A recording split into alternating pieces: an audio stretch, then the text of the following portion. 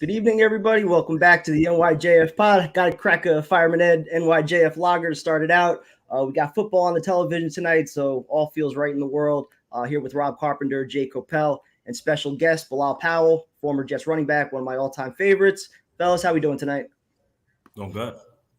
All good, Kev. Doing great, man. Doing great. You know, no Fireman Ed tonight, unfortunately. He's got to take care of some family business, family before football always, but I feel like we did pretty good. We got a good replacement for Ed tonight with our guy Bilal. Excited to hear what his thoughts are on the upcoming Monday night game. I know he's going to be in the building. Just real quick before we get started, want to give a shout out to our crew over there at Stumpy's, Hatchet House, and at TACOPS Tactical Laser Tag. We will be at Bolero from 1 to 3 p.m. with Fireman Ed. Some of the guys from Stumpy's will be there also. Just, if you want to come pick up some of the Fireman Ed NYJF lagers before your tailgate, they're right around the corner from the stadium. It's like a mile away. So definitely come on out, take a picture with Ed, drink a beer, whatever, before you go in there. It's going to be a festive day, and we're all fired up. I know. Jay, just remind me real quick, what time does the game start again? 7:30. Game starts for fans at 7:30. Game starts for Buffalo Bills, maybe 8:15, but for the Jets and the Jets fans, game starts at 7:30. According to Ed, we better be in that building or he's going to come find each and every one of those people that didn't get in there by 7:30, and you got a real problem on your hands. So, Bilal, I guess I'll start off with that. I mean, what does that do for you guys on the field when you're warming up, when, you're in the tunnel and you kind of hear that extra bit of energy that the crowd has? What does that do for you guys on the field? I mean, it gives you an extra boost, man. Honestly, it's like an extra adrenaline rush that you get, man, when you're coming out of that. And you can hear that Jets chant just going crazy, man. And, it's for me, I love to see the fans get in there early and just go ahead and just take advantage of their home field advantage. Rob, what about you, man? You were part of some big crowds in the 90s also, even though the team wasn't that great. We had some nice crowds in the 90s that I remember growing up with. Well, for me, back in the old Meadowlands, it was just like that. The stadium, you could actually hear it, in the locker room, man. You could hear the pounding in the stadium. So once you came out of the locker room and the acoustics, once the sound ran into the tunnel, man, it ran right down to the locker room. So you could hear it on your way out. But it was ready. It was time. So, 30 seconds before you actually about to walk out the door, your adrenaline's rushing, you're ready to go out there. And as soon as you hit the field, man, everything's pumping. And it's kind of hard to slow down after that point. Once you go back into the locker room right before kickoff to get that little break, you still pumped up, so you're ready to go. All right, so before we jump into Jets Bills Hard Knocks, it wrapped up on Tuesday. So Bilal, real quick, what were your thoughts on some of the behind the scenes access that we saw from Hard Knocks? Some really good speeches from Coach Saleh, Aaron Rodgers taking on that leadership role. What were some of your takes on that? I think it gave fans an idea of Aaron Rodgers. I think everybody's kind of curious, how is this guy in the locker room? How is he around the building? And you just see him engaging with everyone, the rookies, the offense, the defense, people in the building. And, when I just got back, man, when I went up there, I had an opportunity to, be around training camp and just to hear how many people respect him, not as the player, but as the person. And, you get to see some of the things that you have to make training camp fun. You see some of the things that get us through, different personalities, especially the D-line, man. Those guys are dogs in trenches, but, man, I think they're the goofiest bunch, out of everybody on the team, man. Honestly, man, it just gives you an idea that, these guys are human. And, sometimes you can't – it's not all about football, honestly. You got people that have, real lives going on. And, honestly, man, this one was better than the first one, I think. I think a lot of people vouch with that one, man. Coach Saleh, he does a great job, man. His motivational speeches, his speeches. I'm really excited about this season, honestly, man. I'm ready to go climb Mount Everest after Tuesday. Yeah, exactly. Yeah, so you were at training camp for a little bit. Was there anything that yeah, go ahead. I got a quick question for Bilal. Yeah. So the short period of time you've been around, the team as it exists right now, is there any player or players right now that you think will surprise some people, as the season goes on, in your opinion, either on the offense or the defense? I think Mekhi Becton been back in the offense, been back in the starting lineup. I think I think he's going to take that offensive line from here to here. I think he's going to be the big difference maker. I think this year, and I think the old man Randall Cobb, man.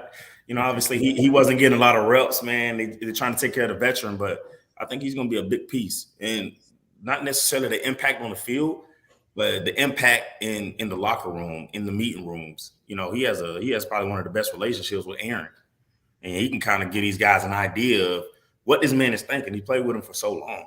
You know what I mean? What to expect from this man. I think that's what's going to help guys really get to understand Aaron as the season goes on. You know what I mean? If he comes in with bad day, I'm sure Aaron, Randall knows how to say, hey, you might want to give him some space. Those are the little things that I think will help this team, man. Even on the field, seems like he still got a little bit of juice left. He does. Those crackback blocks. Oh yeah, that was funny. He had a little flashback moment right there, and that was before the all this soft stuff going on, the targeting and all that stuff. So I'm curious, how do you envision the carries being split between Paul, Cook, and possibly even Michael Carter getting thrown in there as well? And Izzy. Honestly, I think an ACL tear, man, that's tough coming back. There's not too many running backs that can come back full speed like Adrian Peterson did. After his ACL tear, he came back and rushed for 2,000 yards. But I think it's just an opportunity to say, hey, we got a veteran in here, a guy that's proven, a guy that can still go. You take some of the load off of Breece Hall early in the season and kind of slowly get him in, get him into a rhythm, get him comfortable with being back, not just giving him the full load. And I think it's going to be a tremendous backfield, man.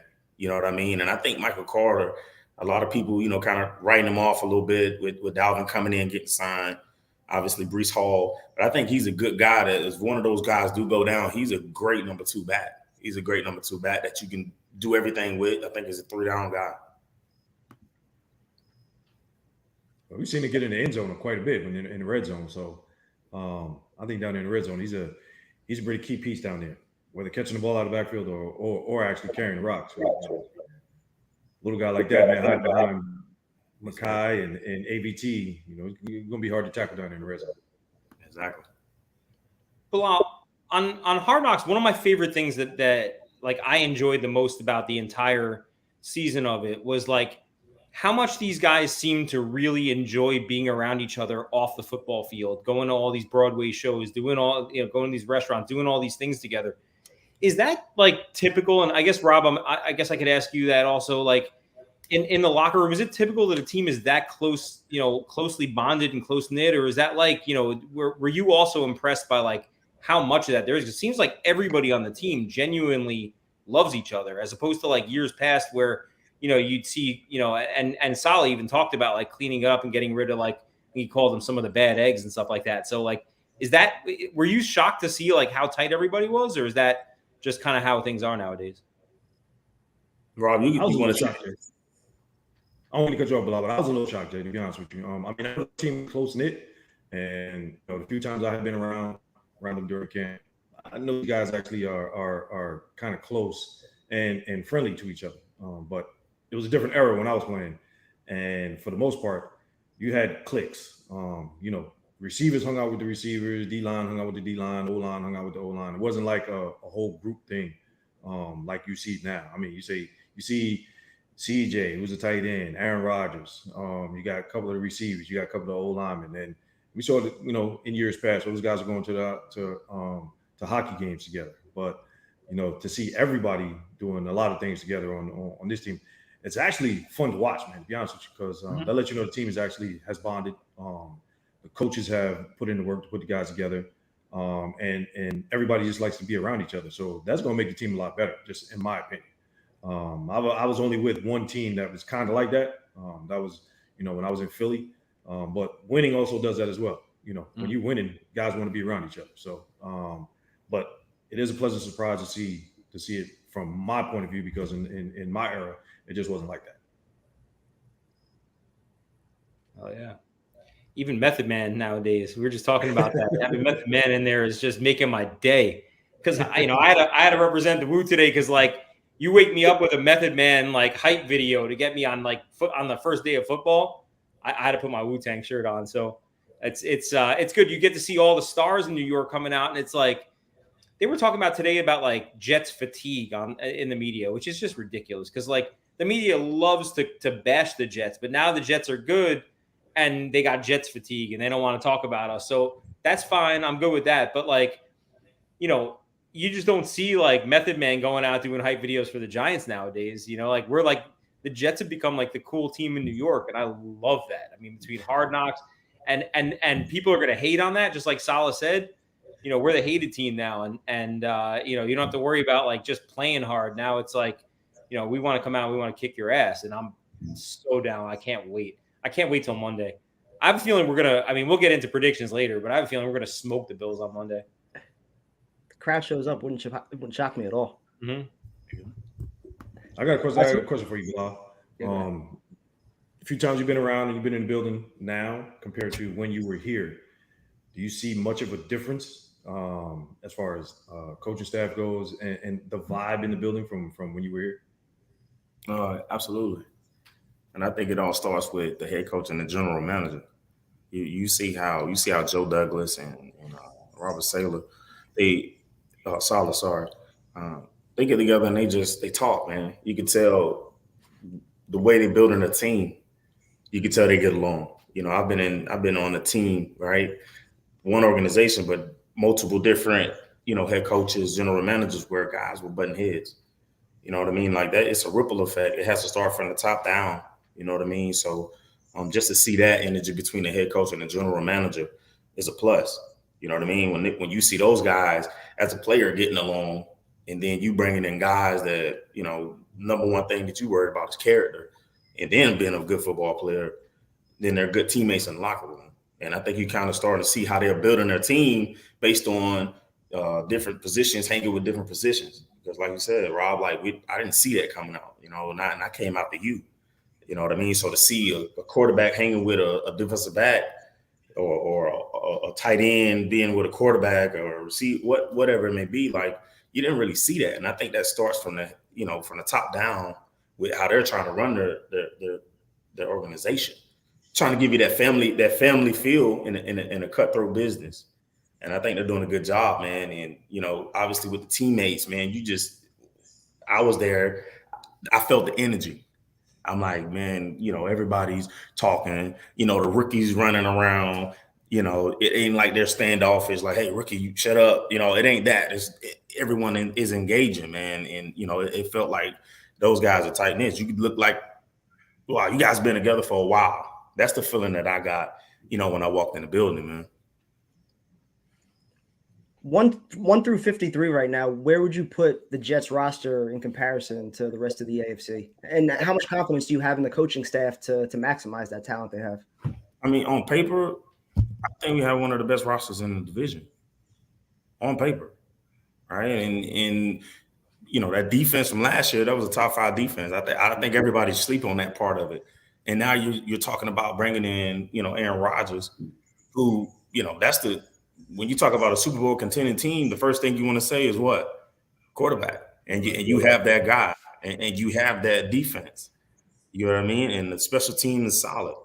So, now you have a run game. You got 2 good running backs that can go start on any other team, honestly. And, that's like the 3-phase thing. When I look at it on paper, I'm looking at depth. I'm like, man, if this guy goes down, this guy can come in and play.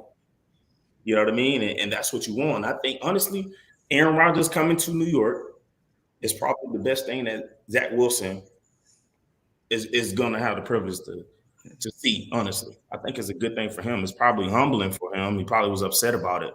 But I think it's going to be something that's going to help him, in the future. You know what I mean? To learn from this guy for a couple years. And, you still a couple years from Aaron. And Zach is still under that contract where, hey, you want to bring him back, he's learned. Now you can, let him off the training wheels again. You know what I mean? Like, I think the way they built this team, man, it was all about creating depth. And when you create depth, and especially in training camp, you create competition. And that's what you want as a head coach and a general manager for it to be competition in every position. You know what I mean? There's no lack that you've been a starter because the next guy behind you could easily be a starter. And I like that. I felt that way about watching Izzy. I mean, I'm so excited about Izzy. I feel like he just from the second he stepped on the field in the preseason, like you could just tell he's got that burst, and like it's amazing. Like he's fourth on the depth. I mean, it could legitimately, if he got drafted by a team that didn't have a Breece Hall or a Dalvin Cook on it, could you have come in and started, I feel like, and been a starting running back in this league already. And he's fourth on our depth chart. It's crazy. Like we're so loaded in certain areas. The defensive line is ridiculous. Like we were talking about like, trading Huff for like a position in need or something like that a few weeks ago. Like, it turns out that might have been a crazy idea, but end of the day, like, we just have some positions that it's almost an embarrassment of riches. It's crazy. And I mean, talk about a difference from like, the last couple of years. Just got to give props to Joe Douglas for his drafts. Especially the last couple have looked like they've been unbelievable. Jermaine Johnson. I mean, some guys that like even people were questioning, do we really need a defensive lineman? Nobody's questioning the pick of Jermaine Johnson now. So it's crazy. Get me to that parking lot, man. That's all. Like the last couple of days, it's all I've been thinking about. I wake up, it's like it's only Wednesday, man. We gotta wait till Monday. I got football on right now. Still 4 days away. Bilal, you're flying up. So you want to tell the fans where they can find you outside the game, and I know Bilal's gonna be there signing autographs, so I'm pumped to see him. Yeah, I'm flying in Sunday. For Monday, I'll be signing autographs before the game and at halftime. Actually, I'll be up in the suite somewhere. I don't know where. Olivia does a good job at that. I just follow the escort, man. They just escort me through. But I'll be signing autographs. And I'm excited to actually see this, man. The last, I think, September 11th game that I can remember was that Cowboys game. That was insane. You know what I mean? Like, this one is going to be insane. Like, get there early anyway because of the traffic. Yeah. It's probably going to be crazy because of the traffic. So you need to get there early anyway. But wow, that was your rookie year, that September 11th game, right? It was. That must have been a crazy way to start your career, coming in and watching that unfold. Darrelle Revis, and what a game that was. Yeah, that was exciting, man. I mean, I don't think I've seen nothing anywhere close to that over my career. That was insane, man. That September 11th. I think that was a 10-year anniversary of 9/11. So it was 2011. Yeah, that was insane, man. That crowd was crazy. That was like the loudest I think that MetLife Stadium's ever really gotten, because ever since then, we had the Patriots game in 2015. Bilal, you're a big part of that. Mm-hmm. That was that crowd was amped, but still, like, it wasn't like it was on September 11th that night. And then obviously the last few years have been tough, but I can't wait to see, like, if we can't make that stadium shake on Monday night. I mean, when's it ever going to happen if not Monday night? Like, it's time. The fans got to get off their ass because, I know the team's been down a little bit, the last bunch of years, but no excuses from the fans. If we expect the team to bring it, we got to bring it on Monday night. Mm-hmm. So, Bilal, what are some of your keys to victory for Monday night? I think you have to establish run. We always, we've already talking about the weakness of the team is, obviously the offensive line right now. Everybody, that's in question. So I think they need to just go ahead and establish the run, and obviously after that, you can let Aaron Rodgers throw the ball anywhere, right? Don't force him to just try to sit there and throw the ball 50, 60 times, man. Just establish the run early. I think defense, obviously, they, Buffalo, they have a good quarterback over there. Josh Allen is a good quarterback. I think just keep him in the pocket, honestly. Keep him under control. Defensive line, do their thing. Get to the quarterback, force him to throw it downfield. The secondary is probably one of the best secondaries that, in the league. Obviously, with Sauce Gardner, throwing on the opposite side, I think is a big mistake too, because I think DJ Reed is a great number 2 corner. I think he's a guy, you go opposite of Sauce, you still got a DJ Reed over here. So I'm excited to see it, man. It's, I'm getting anxious, man, honestly. What are some of the matchups that we're looking forward to? I was going to ask you about that. Yeah. But I actually had a question about that for you, Bilal. Like that was going to be my question about you about the O-line. So we've heard for months that the O-line is basically the weakness of the team. And you already mentioned Mekhi coming back would probably be the biggest boost to the team. But if you've watched the preseason games themselves and you saw the way that they performed in the preseason games against other competition, other than everybody from the top D line basically in the league in their own locker room. How do you think they have performed so far in the preseason as far as the O-line goes? I think they did a great job, especially when you was watching that Giants game with Aaron in. I mean, he had a clean pocket. I mean, he scrambled at one time, and that's what you want to see, honestly. And it's hard to like predict like preseason because defenses are coming out and they're running basic stuff. You don't see any exotic, pass rushes or blitzes. So it's kind of hard to tell, man. I think this game right here versus a divisional rival on Monday night is going to really give us. It's going to really give us the idea of what is this O-line is going to look like for the rest of the season. Honestly, you know what I mean. And I'm the type of guy if it's not right, I guarantee you, Aaron Rodgers will be in that offensive line room saying, "Hey, this needs to get right." And that's the type of guy that you need. Especially when you're talking about the O-line being the weakness of the team. All right. That's what everyone's saying. All right. This is the only thing that's in question, the offensive line. And I think when Aaron Rodgers is behind that line, he's saying, "Hey guys, I need you to protect me." All right. And everybody in the building saying, "Hey, protect number 8." Right. And I think they'll get going, honestly. Any matchups that you feel like the Jets can exploit? I know the Bills are starting a rookie at, I think, right guard. They're still trying to replace Tremaine Edmonds at middle linebacker. Relatively inexperienced second-year cornerback opposite Tre'Davious White. So where do you think the Jets are going to try to exploit some matchups against Buffalo? I think you said it's Tremaine Edmonds. He was a big part of that defense. I mean, he was a guy that can go sideline to sideline. So I think that's actually where you can exploit them is running the ball downhill with a Dalvin Cook or Breece Hall, maybe getting on the perimeter, see if he can run a little bit. You know what I mean? I think that's the weak part of their and obviously Q on the D line. I mean, who's going to block him? Honestly, Yep. I think he can line up all the way across the board. I honestly think he give offensive linemen. They probably don't sleep the night before, so I'm sure those guys aren't going to be sleeping on Sunday. You know what I mean? So I think their entire D line, right, and then our defense, our linebackers. Like you got CJ Mosley. How many? 130 tackles last year. You only get 130 tackles when you have a D line like them. When the D line is keeping those big boys off you, and you're just able to shoot gaps. You know what I mean? So it's gonna be fun to see them really put it all together, man.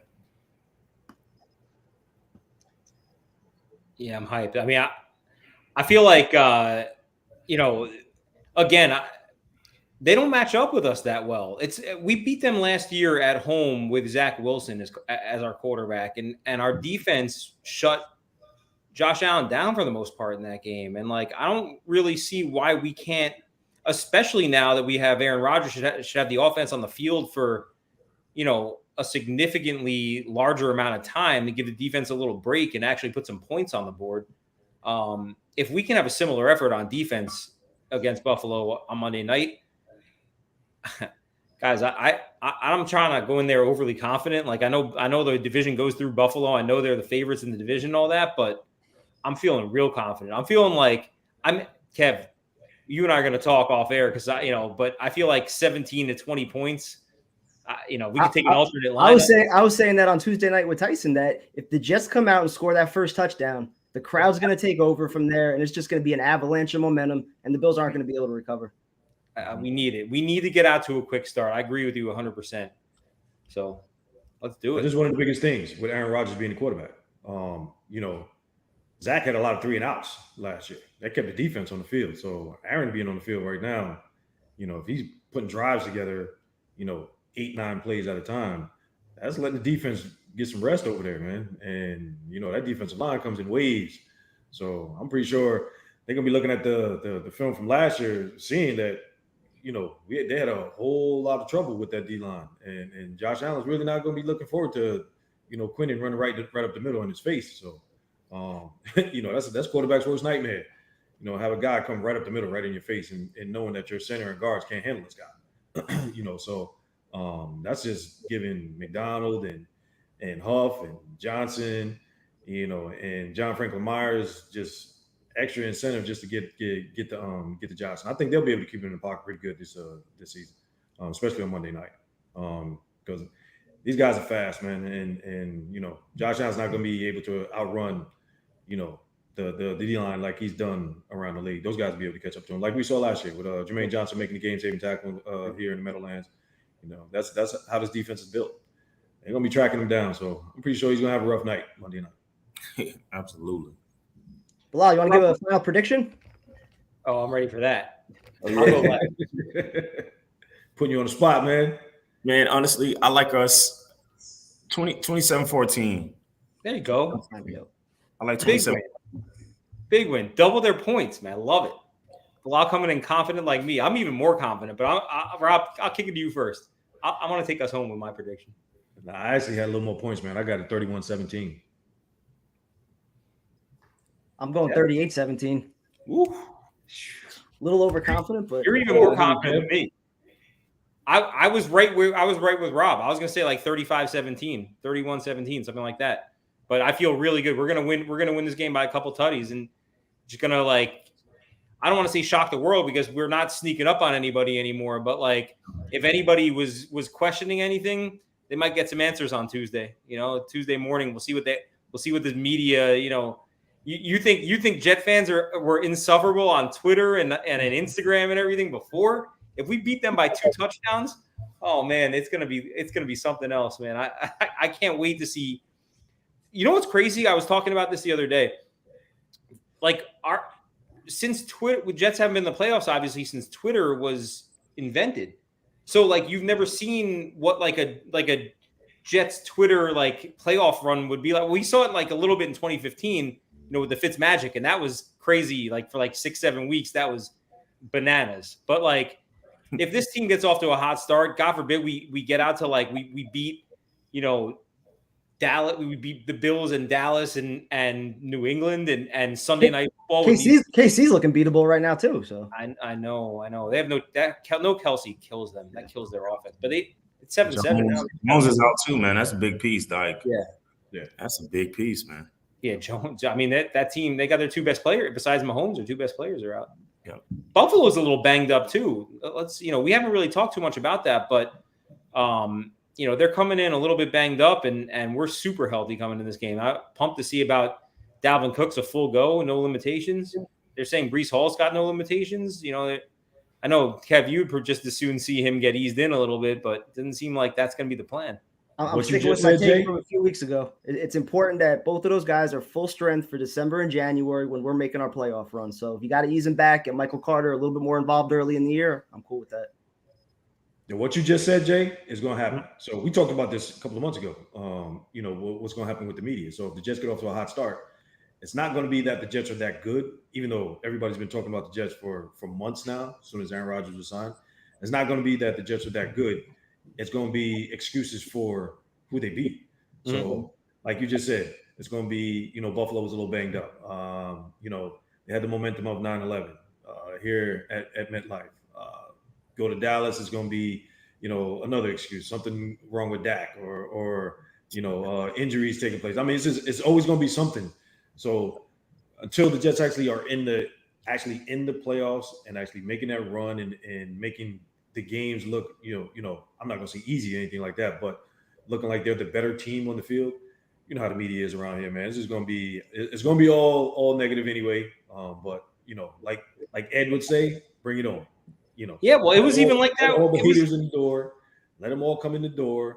So at the end of the season, it's like, all right, now we can kick your ass out the door. We let Rob, it was even like that in 2010 because you remember Rex Ryan's locker room speech after we won on the road. It was 2 home teams win and the fucking Jets. It was great. I mean, that was the speech. And it's because we were getting no respect. They gave us no shot against New England, and we took care of business. So. It's time to get that whole season. My question is this: which cook is going to have the best game? Ooh, that's a good question. It's a real good question because I'm gonna tell you why I'm gonna take Dalvin because of what he did to Buffalo last year, even though he was in Minnesota. But he killed them last year. Yeah. And I'm pretty sure every offensive coach for the Jets right now looked at every piece of film from that game with Dalvin and every run, every pass he caught, and just to see how he cooked them. He cooked the Bills last year. So, he was one of the biggest reasons why they won that game. So you might see a huge dose of Dalvin come Monday night. I got to say Dalvin also, just because every time he touches the ball, he's going to be fresh. It's probably going to be him and Breece Hall getting like 40% each, sprinkling Carter a little bit. He's going to be fresh every time he touches it. Bilal, you're getting a lot of love in the comments, man. You got some of your fans in here. One guy wanting to give you props for your 75-yard touchdown run against the Jags in 2017. My man right here wanted to give you props for your 57-yarder against the Chargers. You had a lot of touchdowns here, man. Like I went nuts for that one against the Giants that you had. The Giants was my favorite one by far. The Giants. That was when we were starting to make that run. Yeah. Yep. That was like down on 1 year. We practiced that play all week, man, in the red zone, and we had it set for a 3rd and long. And in my head, we could not block it at practice. So in my head, I'm like, this is not going to work. And when he called in the game, I broke the huddle like, this is not going to work. And man, it was like the perfect call. You know what I mean? And of course, I ran over to coach like, good call, coach. And all week, I was like, this is not going to work. It's funny when Aaron Rodgers threw his first touchdown pass to Garrett Wilson, during the preseason. Our Jets group text was going, and we were trying to figure out like the last pass that any Jets quarterback has thrown that was that beautiful. And I brought up that touchdown that Fitz threw to Brandon Marshall at the end of that game.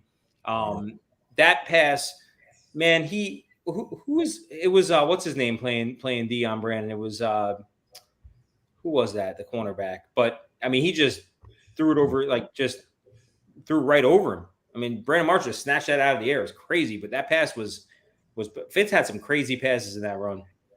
The Decker touchdown too. Patriots in overtime. I was just going to say probably the best pass I've seen from Fitz that season was that corner route that he threw to Decker for the touchdown against the Patriots.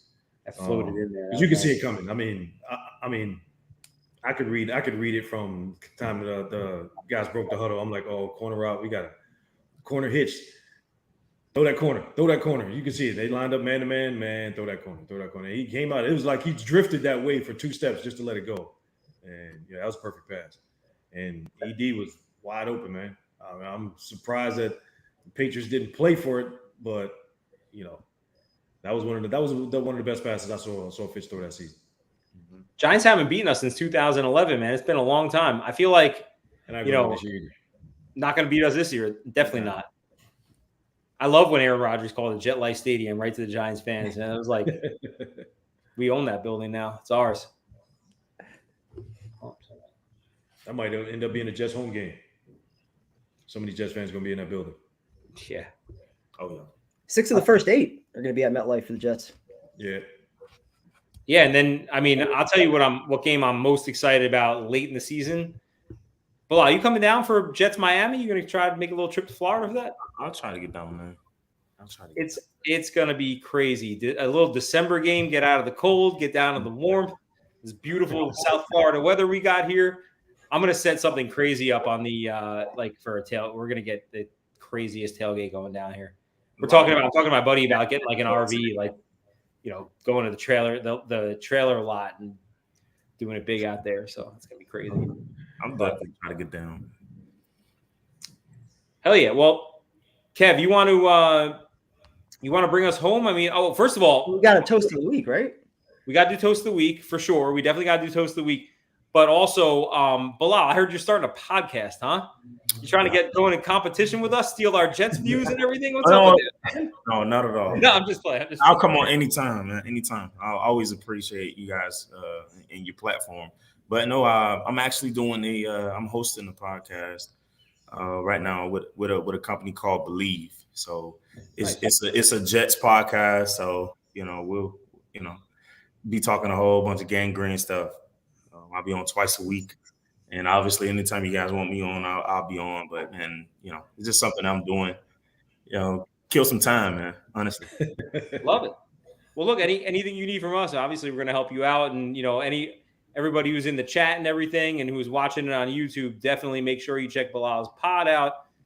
He's always been so generous with his time with us, and at least we could do anything you need from us. We're happy to support.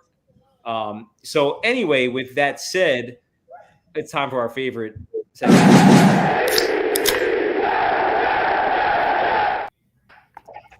Every time I hear that can opening, I assume it's Kev popping another one. Me too, man. I swear, as soon as I hear that, I'm like, all right, Kev, you cracked another can? I'm getting good tonight. I'm still only on one, so that's the best. All right, Rob, break it down. Let's see who you toasting this week. All right, for this week, man, it's going to sound a little cliche because we're probably going to have this guy toasted a few times, during the season, but it's Aaron Rodgers. And it's opening week. I'm toasting Aaron Rodgers. We got number 8 in the building. Brought him here for a reason.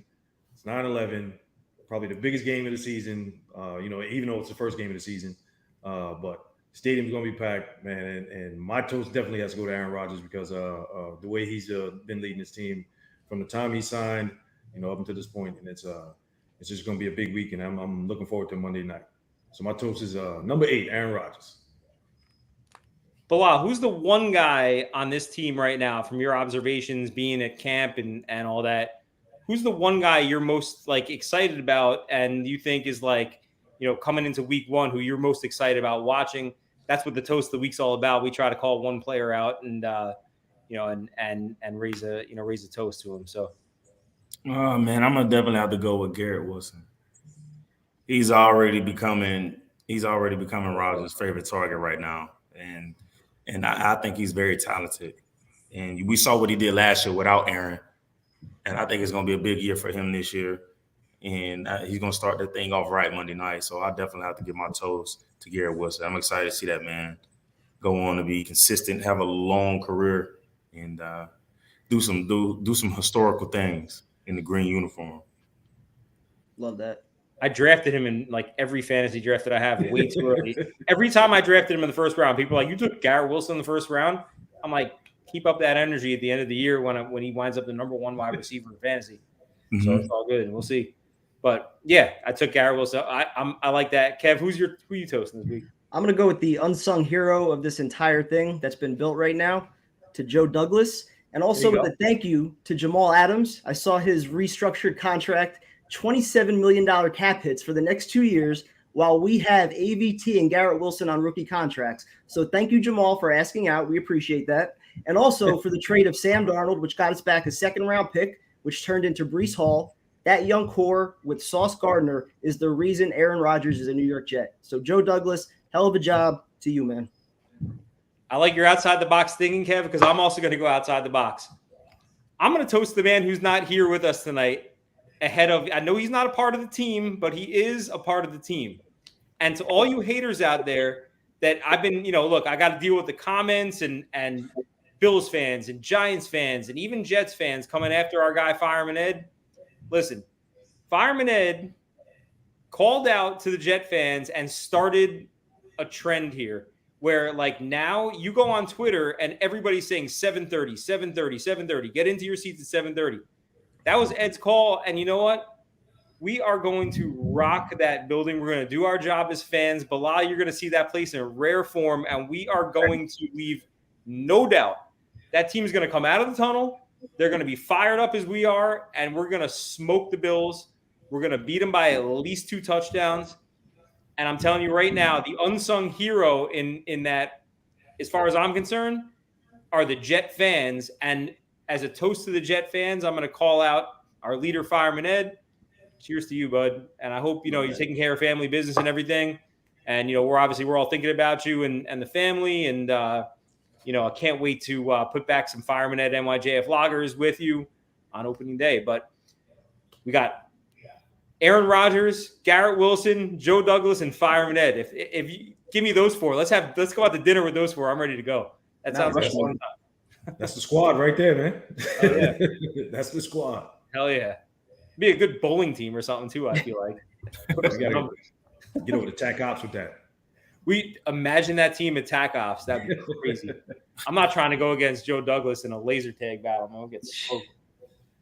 So, so no doubt. Thoughts with Ed. Bilal, definitely appreciate your time tonight. Great insight. Sure. We'll definitely tune into your podcast. Jet fans, make sure you're in your seats. 7:30 Monday night. Can't wait to rock it. Let's go Jets. See you next week.